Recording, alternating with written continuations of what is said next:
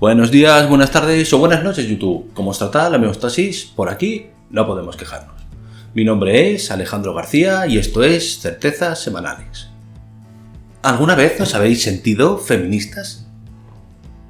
¿Alguna vez os habéis preguntado por qué ser feminista está bien? O más específicamente, ¿puede cualquier persona, por supuesto independientemente de su sexo, raza o religión, ser feminista en las sociedades occidentales en el siglo XXI? Por supuesto, yo creo que sí. Creo que, por ejemplo, en la España del siglo XXI se puede perfectamente ser feminista. Más bien, lo que me costaría entender es cómo alguien puede no serlo. En fin, hoy me gustaría dar cuenta de todo esto para ver si estoy equivocado. Como siempre, el que lo desee puede argumentar en comentarios lo que quiera. En fin, bienvenido, cabecera y comenzamos.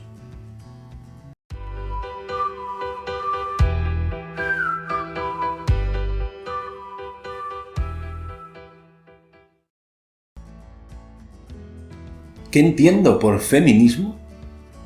Yo describiría el feminismo como una etapa dentro de la Ilustración que busca de forma expresa, consciente y desde la razón instaurar una nueva época de igualdad de derechos y obligaciones entre todos los seres humanos.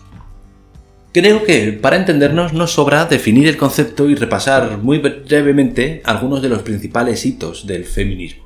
Así que vamos con ello. En la década de 1880, Ybertine Auclair, primera sufragista francesa, fue la primera en utilizar el término feminismo en el mismo sentido que lo hacemos actualmente. Por supuesto, hay antecedentes del uso de esta palabra, pero tenía otros significados. La Real Academia Española de la Lengua definía hasta 1992 feminismo como la doctrina social favorable a la mujer, a quien concede capacidad y derechos reservados antes a los varones.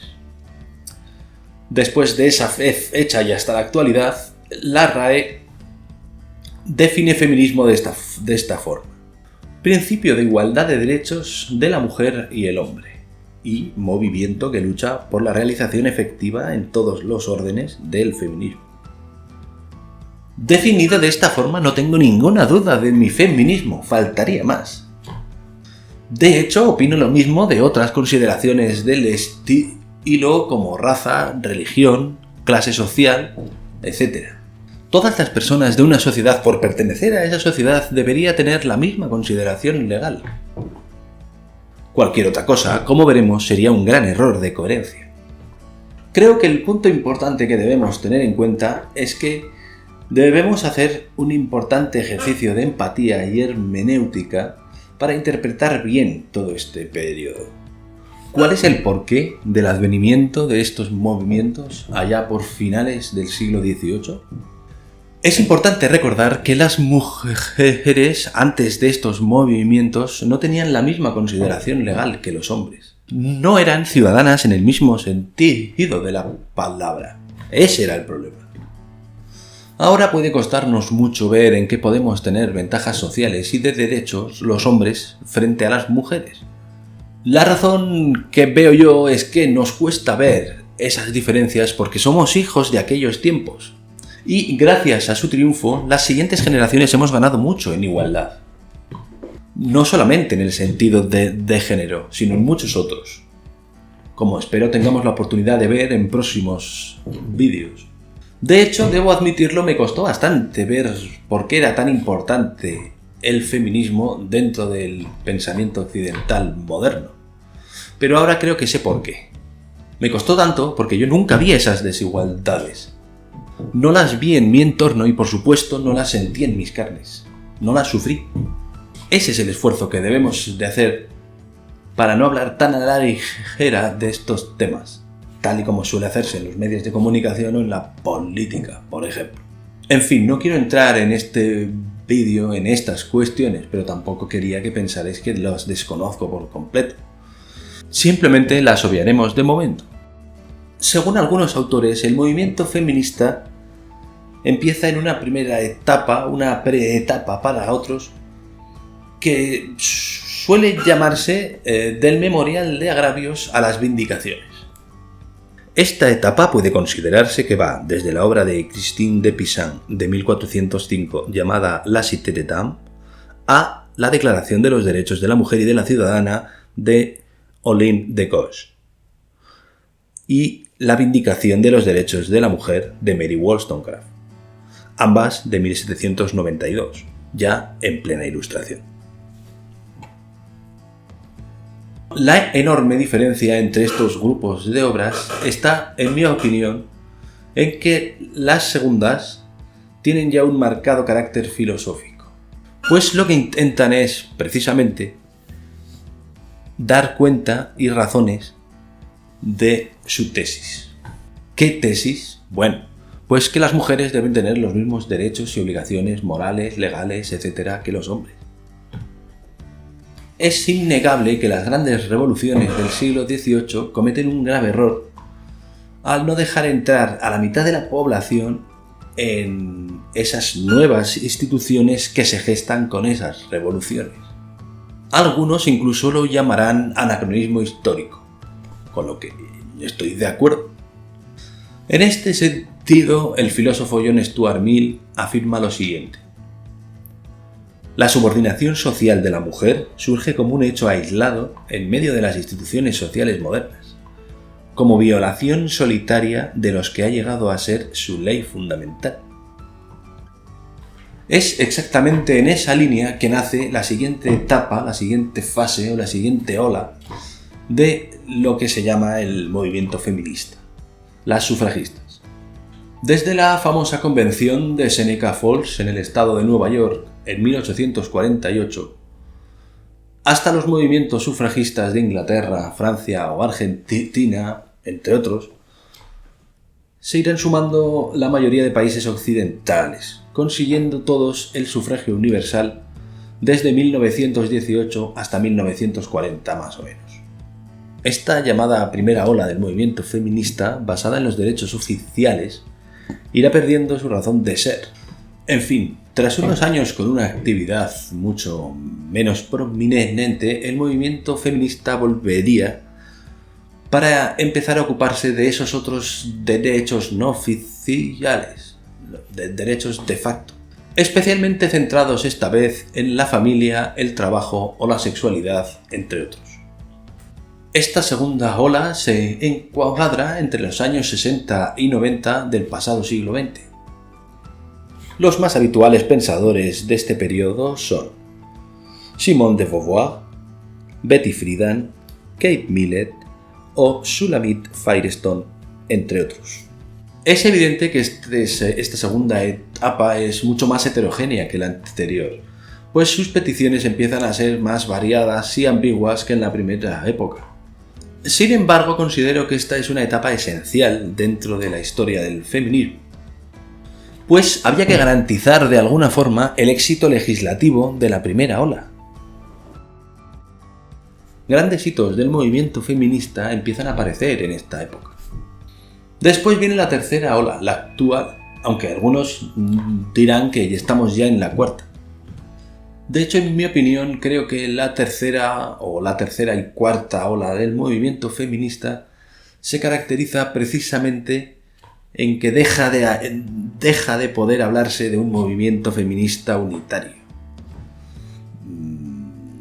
desgranándose en muchos movimientos dispares. Ahora ya no se puede hablar de un movimiento homogéneo que está pidiendo algo concreto, particular, que creen poder argumentar que les corresponde, tal y como habíamos visto en sobre todo la primera etapa.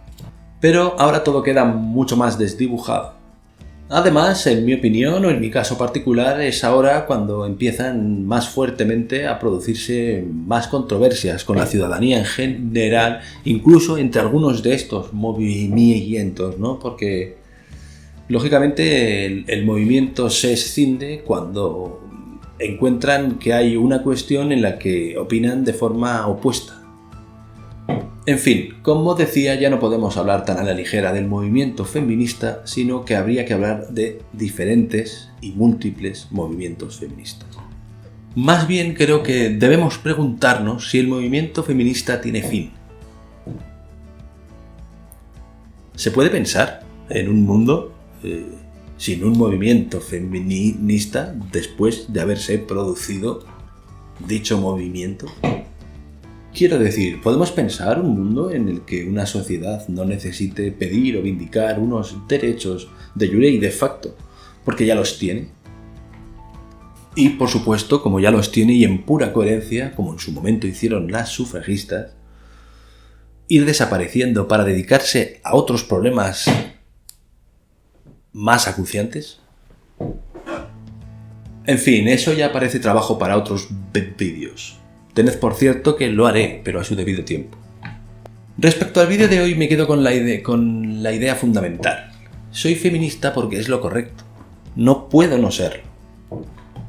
No se me ocurre ni una sola objeción al hecho de que mujeres y hombres tengan exactamente los mismos derechos y obligaciones entre ellos.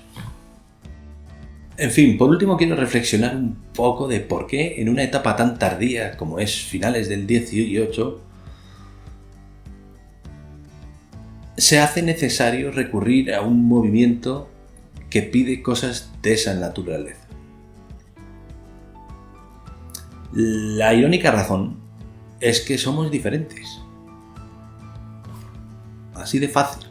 Es decir, la Ilustración y por supuesto el propio movimiento feminista es plenamente consciente de que el sujeto de derecho de todas esas peticiones y de todas esas revoluciones es el individuo.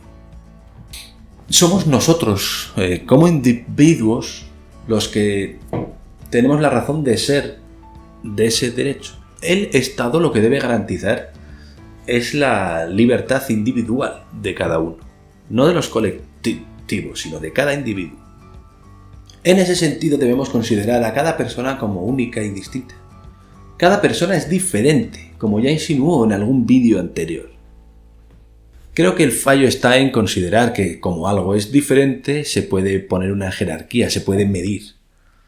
A es diferente a B, entonces A es mejor o peor que B. Ese es el fallo que comete nuestra cultura y que empieza a solucionarse en el caso de las mujeres en esta etapa.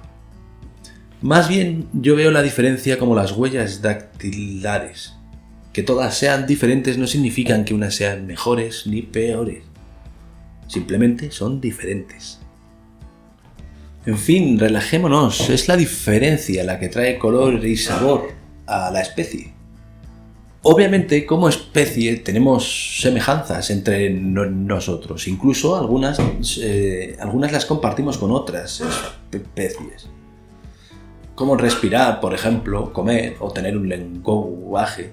Y otras son más específicas, como es un lenguaje articulado, el uso de herramientas complejas o un pensamiento simbólico, entre otras consideraciones. Sin diferencias, en definitiva, no habría la necesidad de vindicar unos derechos y obligaciones para una de las partes, porque no habría partes. Por supuesto, como ejemplo, y siempre hablando en promedio, esas diferencias estarían en el vello facial y órganos reproductores distintos, la gestación y lactancia, etcétera, etcétera.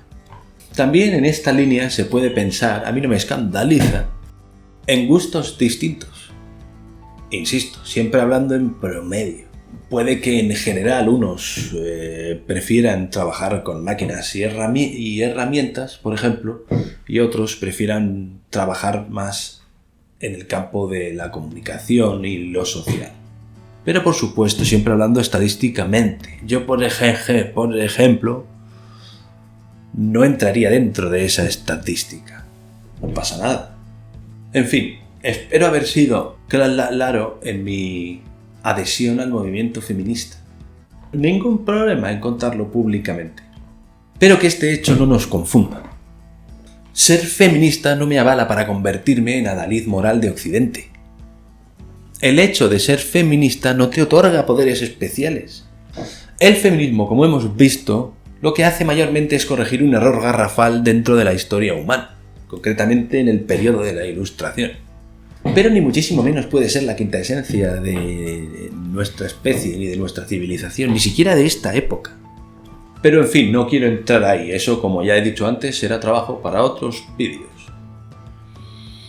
Con todo lo dicho, falta una cosa muy importante. ¿Qué opinas tú de todo esto? Déjamelo en los comentarios para que siga aprendiendo. La filosofía también es un trabajo dialógico colectivo que requiere escuchar al otro. En fin, hasta aquí el vídeo de hoy. Gracias por verlo y espero repetir esta experiencia. Para ello ya sabes, suscríbete, dale like y comparte. Nos vemos pronto y por favor, sé mejor que ayer.